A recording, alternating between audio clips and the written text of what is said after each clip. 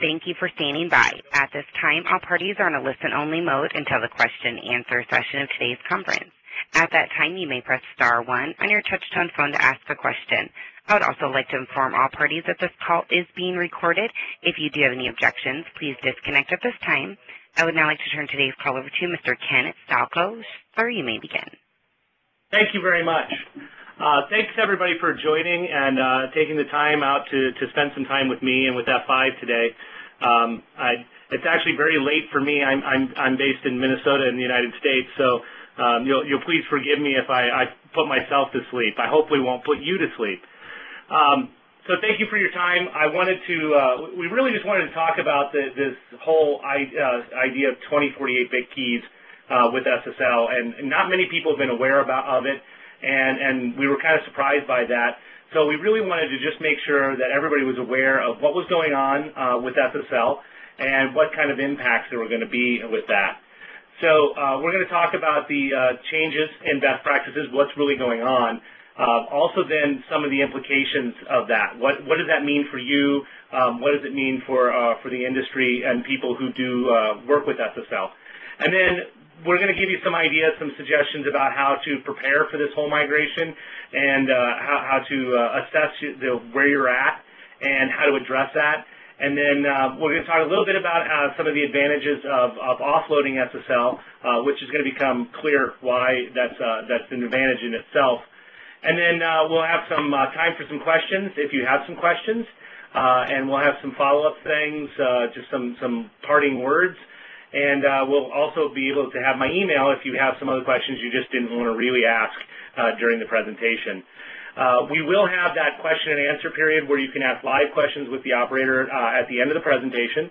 However, if you do have questions that you would like to submit via the web tool, you can simply go up to the top under QA, and you can type in a question, and it will show up, and I will try to address those in line as we're having the presentation, or I will also make sure that we get all those answered during the Q&A period if I haven't covered them at any other time.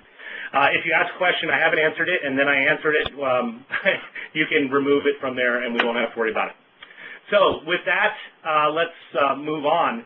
So what are we really talking about? Well, so as you're all probably aware, SSL does asymmetric key exchanges initially when it sets up the SSL handshake. And we have been traditionally using 1024-bit keys for that for quite a while now. However, the National Institute of Standards and Technology, NIST, here in the U.S., has recommended that we transition to 2048-bit keys from the 1024-bit keys. The reason behind this is simply the fact that they no longer feel that the encryption provided by 1024-bit keys is sufficient. What that means is that computers are getting sufficiently fast and powerful enough that 1024-bit keys really aren't going to protect us for the lifetime of our secrets. So they're really suggesting moving to 2048-bit, which they figure is going to give us about another 3 decades of security. Granted, this is a U.S. institution, so there's really no bearing, there's no obligation for anybody around the world to follow this.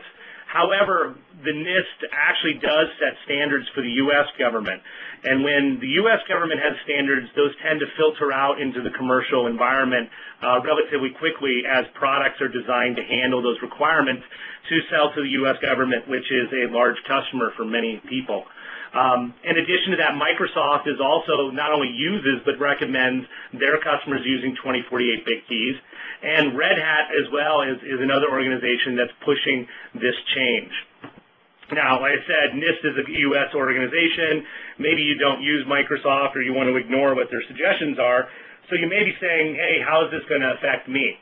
Well, how it's going to affect you is the fact that almost every major certificate authority in the world has started moving and migrating to only issuing 2048-bit keys. So even if you wanted to stay with 1024-bit keys, the next time your SSL certificate expires and you have to renew it, chances are you're not going to be able to get a 1024-bit key. You're only going to be able to get a 2048-bit key. So this is not really something we have a choice about, because we are actually being pushed through the certificate authorities to move to this capability. Also, on the bottom of this, you notice that there's this thing called extended validation, which is operational in a lot of the browsers today, that actually highlights the URL bar with green when you're actually using valid 2048-bit keys. So basically what this is this is going to happen. It's going to affect you, and there's not a whole lot you can do about it. So since a lot of people haven't been talking about this, and there are major impacts of this, that's what this whole presentation, the webinar, is about, is just to let you know what those impacts are. And here is the hard numbers. What is the impact?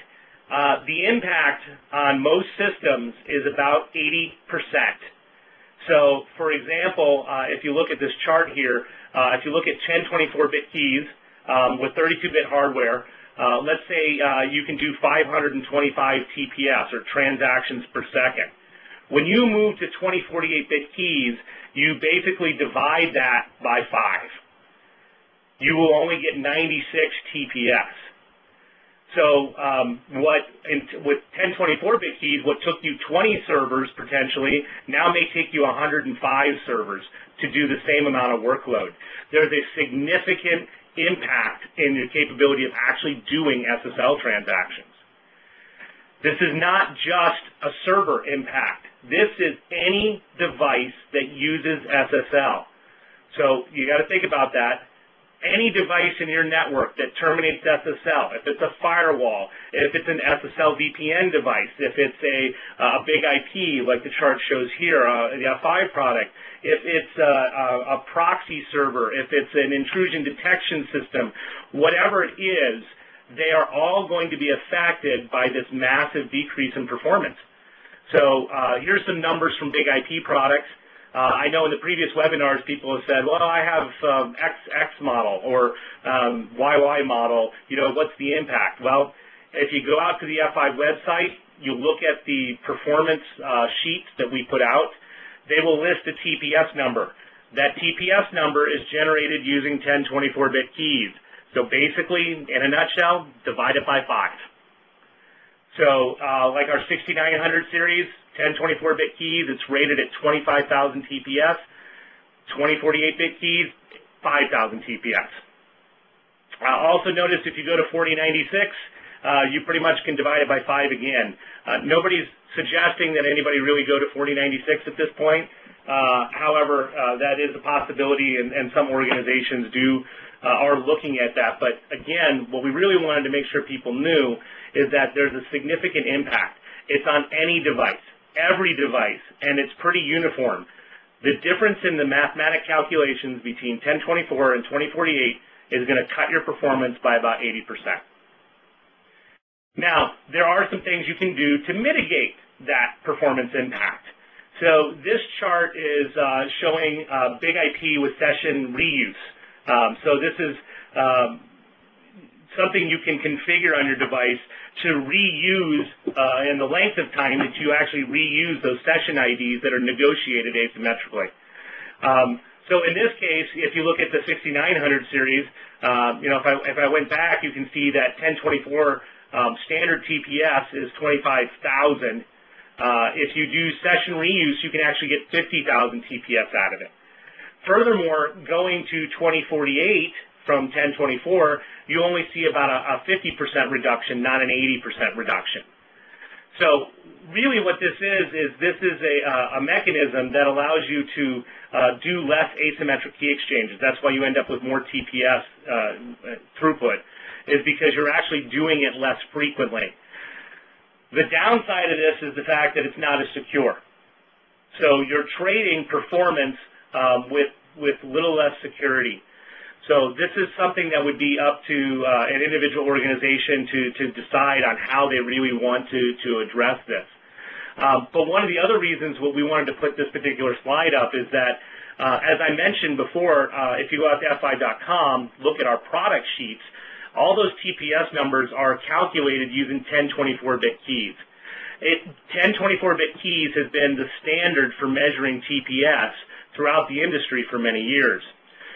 So as vendors started going to looking at the fact that we were going to have to do 2048-bit keys, and we saw the significant impact of that, there are some vendors out there that are reporting numbers that they are actually reporting numbers using session ID reuse so that their SSL TPS numbers do not look as bad as everybody else's. So I want to repeat that if somebody's SSL TPS numbers are not 80% less than they were with 1024-bit keys, you really need to pay attention and dig into the details. Find out how they generated those numbers. You may find out that they're using session ID reuse as a means to make their numbers look a little better. So just be very, very careful when you take a look at the specs of various devices, and you take a look at that to understand how they're generating those numbers.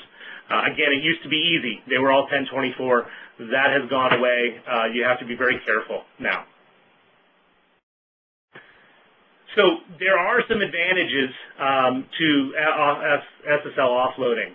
As you saw the impact on servers versus big IP, you noticed that the big IP itself could do a significantly larger number of SSL transactions than a standard server software. And that's because devices like the F5 have cryptographic hardware built into the box that does the calculations for SSL, and it does it much better. So most of our customers are already doing SSL offload at the big IP, passing traffic back to the back-end servers already unencrypted to offload that transaction impact off of those servers.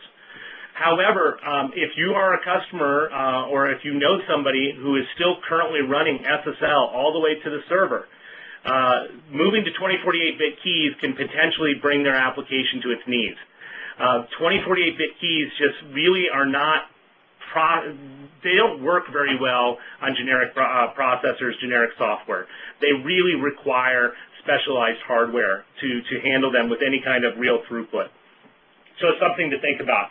Also, F5 hardware has the capability of streamlining and consolidating the management of the certificates. And then there's also some unique flexible deployment options that come with the device. So when we talk about streamlining and consolidating, obviously doing SSL offload, not only does that centralize the processing capability, so you pay money for an SSL card and you use that to process the SSL transactions instead of doing it on your servers. But sometimes people will say, well, can I buy an SSL card for all my servers? Well, sure, you can. However, you're going to have to buy one card for every single server because every single server needs to then process SSL. In the same manner, you have to buy an SSL certificate for every server that terminates SSL.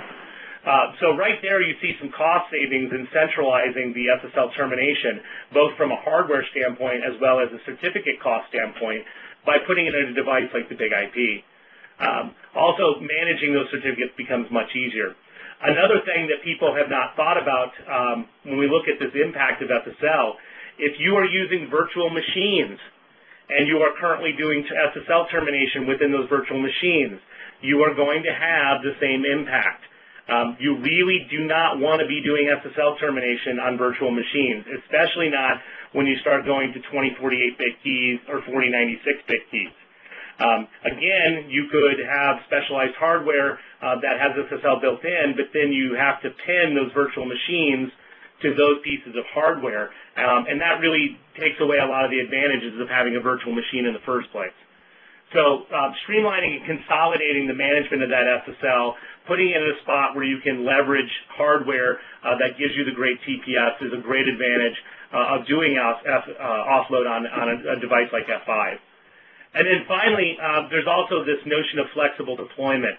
So just because the outside world is going to 2048-bit and you're being pushed into this, you really have no choice if you do anything on the internet and you use public certificate authorities. However, that does not necessarily mean that you have to change everything inside your organization. Your organization can very easily make a decision to say that, for our purposes inside of our organization, 1024-bit keys are perfectly acceptable. Well, something like an F5 device that sits in between the clients on the internet-facing people, and your internal systems can actually mediate between these. So you can actually put a 2048-bit certificate on a big IP. You can process transactions out on the internet using that higher encryption strength. But then the big IP can terminate that and use a 1024-bit certificate to communicate with your servers if you need to continue that security, or even a 512-bit key. You can really use whatever you want, especially if you deploy your own keys. You have your own certificate authority or generate your own keys. So there's some flexibility there in how you treat that traffic when you have a device like F5 in there to offload the SSL. So if you're already terminating SSL on a big IP device, you may want to look at some of those flexible deployment options as you move to 2048-bit, especially if you're encrypting end-to-end.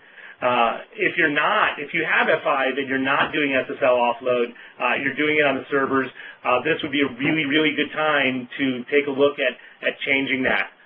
The impact is coming. So really, what are we trying to tell you? Well, what we're trying to do is make you aware that this is coming and that there's a huge impact, because people really haven't been talking about it. So what do we suggest are the next steps? The first thing is to quantify. You need to figure out and find out how many SSL transactions you are actually doing on anything that does SSL. What is your current load? If you're terminating on the server, there are generally server tools that will let you count the number of SSL transactions per second that you're using. If you have an Enterprise Manager customer of F5, you can actually use Enterprise Manager to look at the SSL history.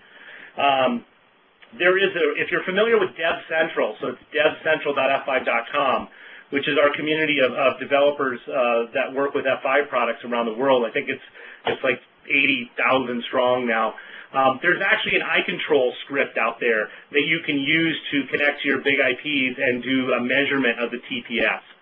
And also, we recently announced the release of a system called iHealth. iHealth is an online tool that allows you to manage your big IP configurations and do some active monitoring and heuristics on your configurations. And there are some tools in there that can potentially help you also isolate the number of SSL transactions.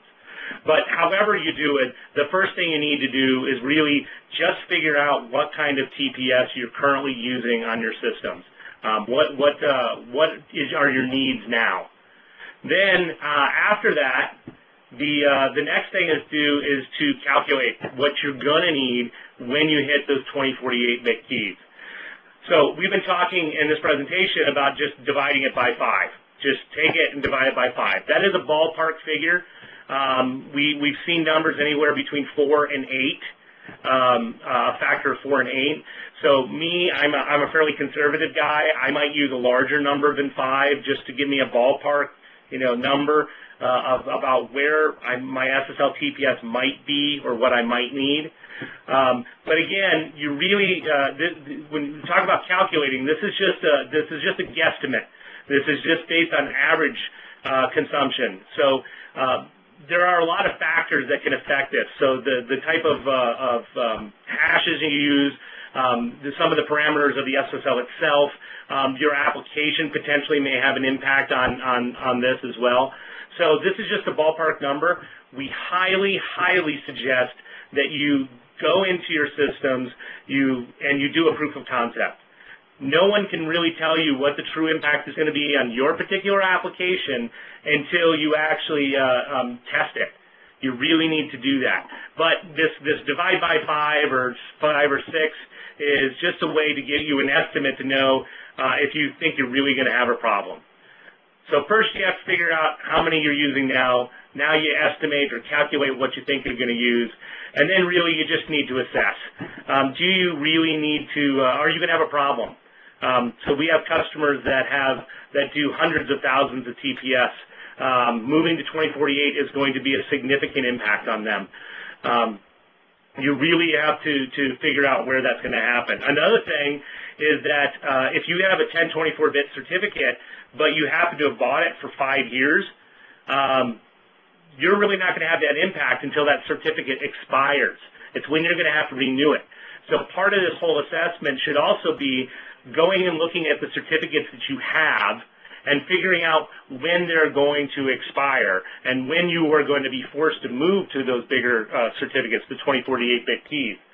That will also give you a battle plan for which applications you need to address in order of precedence based on when they're going to be forced to go to this new key length as well. So that's it in a nutshell. We really didn't want to take too much of your time, but we wanted to make sure that everybody got this information because this is really important. This could potentially be catastrophic to some of our customers if they did not know that this was coming. So we really just wanted to make sure you had a heads up. So at that point, I'm interested in taking questions. Jacqueline, if you're back on the line. Okay, so again, as a reminder, it is *1 and record your name when prompted if you do have a question. Again, that is *1 and record your name when prompted. If you do need to withdraw your question, it is *2. It'll just take a few moments for those questions to come through the phone line. And then while we're waiting, I did see a question actually in the web tool, a question from Alvis, but I'm not actually seeing the question, so I don't know if that was a question you were going to ask but didn't, but I don't see anything. So Alvis, if you still have a question, please put it in the queue, back in the queue. I got not a question, but a hello to me, so hello. It's always great when I get to present to audiences which are not my general territory that I live in, and people know me. That actually makes me feel really good. Oh, here's a good one, a good question. Does the TPS mean concurrent SSL sessions? Absolutely not. TPS is a measure of the number of new SSL connections you can make. So this is that initial setup of the SSL tunnel. So this is part of the handshake process where you generate where you use asymmetric keys to generate a symmetric key that you then use for bulk crypto. So TPS is actually a measure of brand new, never before seen sessions. That's why if you were to use session ID reuse, you can actually get higher TPS because session ID reuse jumps past that whole negotiation component. So you don't have to renegotiate. You just use the same keys or the same symmetric keys you used before. So, but absolutely not. Those are two different things. Oh, I did have a question. Another one. Other than SID or session ID reuse, will FI be doing any rework with the SSL dedicated cards going forward? Absolutely, we are going to be addressing this down the road. However, we just want to make sure that people understand that there is no real easy solution to this. We simply can't go out and start slapping, cards into systems because they become very difficult for us to support and they impact reliability. But we're already underway looking at and examining new crypto chips that are being produced that handle 2048-bit certificates much better. They're better optimized for that. And looking at that and putting those into future product revisions. One of the questions that usually follows this up is, well, what about my existing equipment? There has been discussions about whether we could produce daughter cards that could be manufactured, sold as a part number, fully capable of being serviced and put it into existing devices. However, I'm going to say we have not made any decisions about how we're going to move forward with that.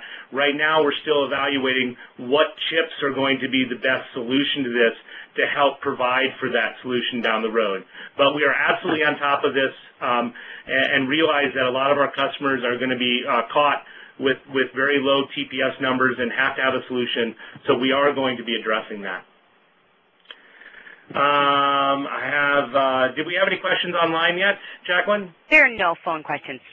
Okay. So I do have one more question online. If you already have SSL Accelerator Cards to perform SSL offloading in your big IP hardware, will there still be a factor of 80% reduction in TPS when moving to 2048-bit keys? And the answer is yes. Every system is going to be impacted in the move to 2048-bit. So, the SSL Accelerator Cards you already have in your big IP devices are what allows you to have the significantly greater TPS than you would if it was just a generic server. But every device out there, again, so I'll reiterate, if you have a firewall that does any SSL termination for either VPN or just as a proxy device, if you have IDS systems that are doing SSL termination to monitor the traffic, if you have out-of-band recording devices that do web application security, that do SSL termination, every one of these devices is going to have about an 80% reduction in performance when operating on 2048-bit keys. It is just a reality of the algorithm. So I'll also reiterate at that point that that's again why if you see a vendor that's reporting different numbers, really try to dig in and figure out how they're getting around something that's affecting every other single vendor, every other single device on the planet. So, let's see. Here's another good one that comes up often. Will the big IP data sheets be updated to reflect the new 2048 TPS numbers? We are actively going forward with doing that. I believe that the decision that we're going to go with is to print both the TPS for 1024 and 2048. The one issue with that, and I just want to make this a caveat so you understand why that this may not happen overnight, is that when we publish numbers like that, we can't just take the 1024 and divide by 5 and assume that's going to be good enough because we're publishing something that we're going to stand behind. So what that means is that in order for us to publish two sets of numbers, we have to test for two sets of numbers. So we're still discussing whether we're going to keep the 1024-bit numbers at all, or if we're just going to convert to 2048 and start moving forward. But we will be labeling those, I believe, in the future so that you are very aware of exactly what we used to generate those numbers. So here's another good question. Does 2048-bit keys impact the SSL bulk encryption concurrent sessions? No. That is dependent upon the bulk ciphers that you're using, not the asymmetric key exchange. So there should be very minimal impact, if any at all, in doing that. Really what it's impacting is the number of new SSL connections you can set up at any given time. So once you've got those connections created, the performance should be pretty much the same as it was before. Is there licensing? Is there a licensing on the number of TPS supported? So we have, in the past, F5 has done different TPS licensing, I believe in most cases we've pretty much gone with almost an all or nothing situation on most of our products. However, this does get to a good question, which is how does licensing impact? We license devices based on, and even in the past, we licensed them on TPS.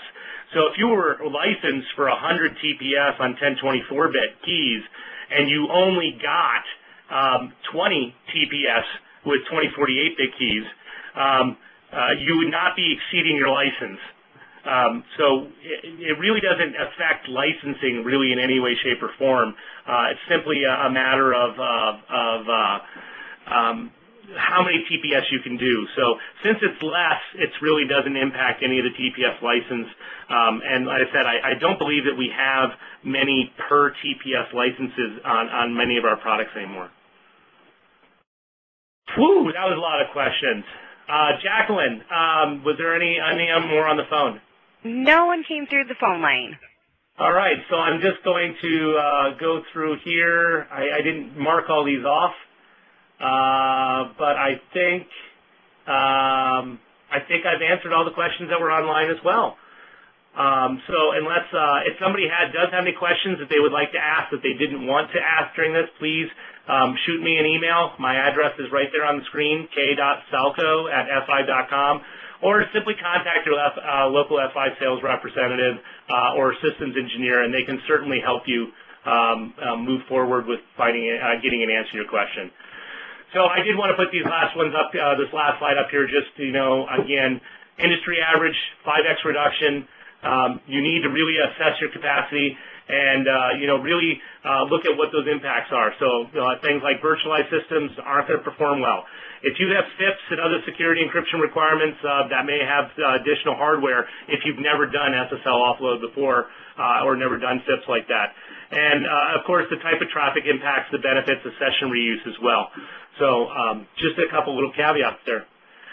Please send me any questions you have or contact us. I very, very much appreciate all the time that you have given us today. And with that, I guess we will be closing the webinar. Thank you very, very much. Thank you for participating in today's conference. You may disconnect at this time.